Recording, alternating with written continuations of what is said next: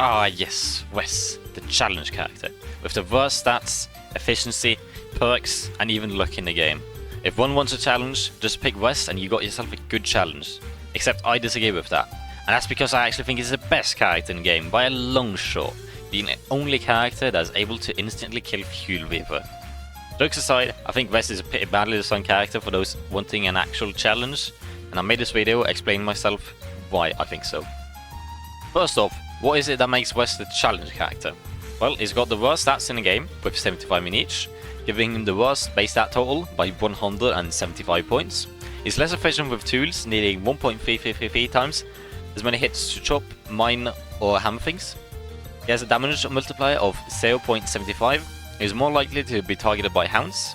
He overheats and freezes easier. And to top it all off, he's more likely to be struck by lightning. Wes is without a doubt the character with the most amount of downsides. The worst one probably being his low stats. If you don't monitor your health regularly enough, you can die before you know it. And any food that gives above 70 hunger is pretty much useless, except for the healing potential you can get. His damage multiplier is also pretty bad, forcing fights to go on longer than it otherwise would have. His elemental weakness, on the other hand, are pretty much irrelevant as long as you just have a thermal zone, or just go in caves in summer. For Wes's upsides, they are pretty much non-existent. Using his pile of balloons that he starts with, that can also be crafted if he loses it, Wes can make 5 different types of balloons at the cost of 5 sanity each. A balloon that potentially can distract enemies and pops when attacked, dealing a whopping 5 damage. A balloon that can be popped to give nearby players sanity, equaling 4 times the amount of nearby players for up to 16 sanity. A balloon that works like a very poor man's walking stick that lasts for a whopping 2 minutes. A balloon that makes it so you don't take damage from drowning at the cost of your backpack slot. And a balloon that works like a poor man's umbrella, making the player immune to lightning and giving football helmets worth of gain protection. Most of these upsides are almost entirely useless, being horrendously worse versions of better items, or just mediocre at best, but this is intentional. Wes is supposed to be the challenge character, so if he had amazing upsides, that would just go against what Wes is supposed to be. With Wes's plentiful downsides and lackluster upsides, if you can even call it that, out of the way, it's time for me to talk about why I think Wes fails as a challenge character. First off, I should just say that this is talking about experienced players, as those who already struggle surviving a year won't really try playing the challenge character. And in my opinion, the main threat for experienced players is combat. Once you know how to survive all seasons and how to maintain your hunger and sanity, you start focusing on combat, as there's a lot of fun and rewards to be had in combat. Now ask yourself the question, what makes Wes harder in combat? The answer, or at least my answer, is his lower sanity and health, and of course his damage multiplier. Lower health basically just means that you have to eat healing food a lot more often and be more careful if you're gonna tank something. His lower sanity means that for certain fights, you might want to bring some extra sanity food or healing food in preparation for insanity or a drawn out longer fight. The damage multiplier means just basically the same, just bring more food or an extra gear since you're gonna have a longer fight than your average Wilson, making you more prone to making extra mistakes and taking more damage than you otherwise would have.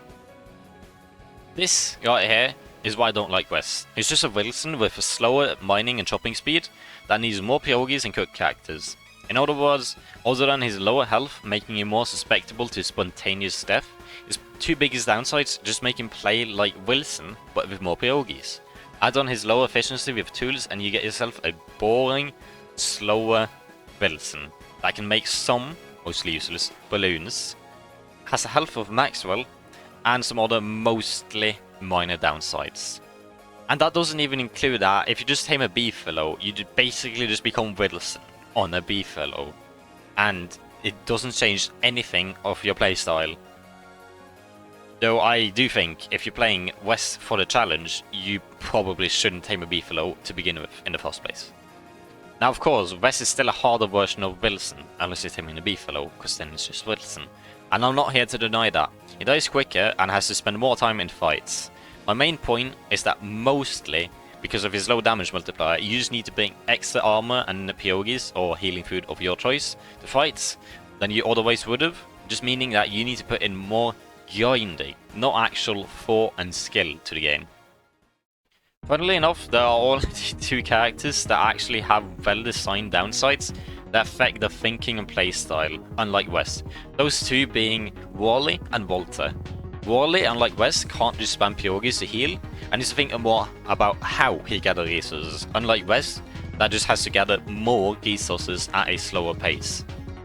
Now as for Walter, you may ask me, didn't you just make an epic video where you explained why you think Walter's actually a pretty convenient character to play? Yes I did, but that was if you thought of ways to get around his downsides, and either use a beef flow for combat or played safer than you otherwise would have. If you, however, treat Walter like Wilson and go into big boss fights with just some armor and healing, you get yourself a good challenge character. Let's for example say you fought in Dragonfly. With Wes, you just make more pierogies and football helmets, since the fight takes extra time because of your lower damage. With Walter, it doesn't matter how much healing food or sanity food you bring, because every hit you take is going to decrease your sanity. If you're just using regular football helmets with a handbat, every hit you take will take a cooked cactus, the most common sanity food, worth of sanity away from you. Meaning that unless you eat after every hit you take, which can make the boss fight itself harder and messing your timing, you actually have to just play better and not get hit as much. Which I think is exactly what makes for a good challenge. Actually forcing you to just get good, rather than just grind more resources. If I was in charge of fixing Wes, I would probably give him a skill tree of downsides, making him a customizable challenge character. Maybe you could just put the downsides of all other characters and put that into a skill tree. That way Wes could for example get Wally's downside of getting diminished gains from spamming eating food, fixing one of the things that makes Wes boring, making him unable to just grind for more pierogies to fix his lower damage.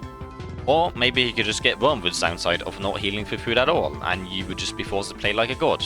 Stuff like that would actually make Wes more interesting to me, as it would actually affect your gameplay, rather than just collect more resources for combat. But I ain't no game designer, and I'm sure there's already people who like Wes for who he is, and that's fine. But right now, I see more people doing just regular boss rushes with characters they like to challenge themselves, rather than just playing Wes. And I think he should be changed. With that said, the video is now over. Be good, Upcher.